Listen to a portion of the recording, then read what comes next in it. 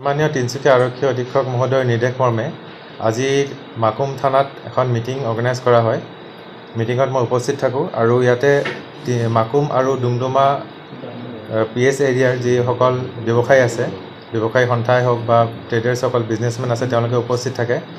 এইটো এটা প্ৰিভেণ্টিভ এৱাৰনেছৰ কাৰণে আমি মিটিংটো অৰ্গেনাইজ কৰিলোঁ। মিটিঙত আমি মেইনলি ফ'ৰ্চফুল কালেকশ্যন অফ চাণ্ডাৰ এগেইনষ্টত আমি এৱাৰনেছ জেনেৰেট কৰিবলৈ আমি মিটিংটো কৰিলোঁ। আমি ইয়াত মিটিঙত আমাৰ সকলো যি বিজনেছ কমিউনিটি আছে তেওঁলোকক আমি কৈছোঁ যে ফ'ৰ্চফুল কালেকশ্যন অফ চান্দাটো এণ্টাৰটেইন কৰিব নালাগে। তাৰ কাৰণে আমি তিনিচুকীয়া আৰক্ষীৰ বিষয়াসকলৰ নাম্বাৰবিলাক আমি তেওঁলোকৰ লগত শ্বেয়াৰ কৰি দিছোঁ।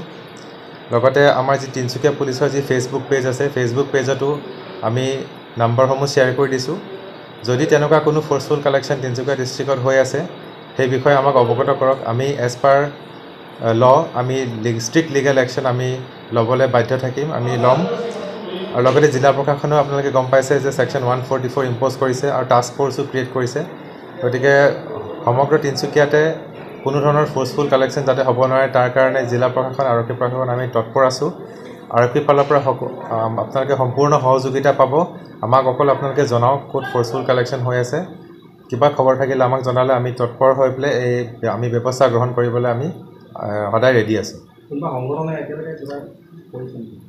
তেনেকুৱা আমাৰ এতিয়া স্পেচিফিক সংগঠনৰ অহা নাই, কিন্তু আমি জেনেৰেলি সকলোকে ব্যৱসায়ীসকলক কৈছোঁ যে আপোনালোকে যদি কোনোবা সংগঠনে যদি তেনেকুৱা ধৰণৰ আপোনালোকক প্ৰেছাৰাইজ কৰে পইচা দিবলৈ বা ফ'ৰ্চফুল কালেকশ্যনৰ কাৰণে যদি প্ৰেছাৰাইজ কৰে, সেইটো আমাক আৰক্ষী প্ৰশাসনে জনাব লাগে। বিকজ সেইটো টোটেলি বেণ্ড আছে আৰু সেইটো আমি তাৰ এগেইনষ্টে আমি সকলো ব্যৱস্থা ল'বলৈ আমি আছোঁ।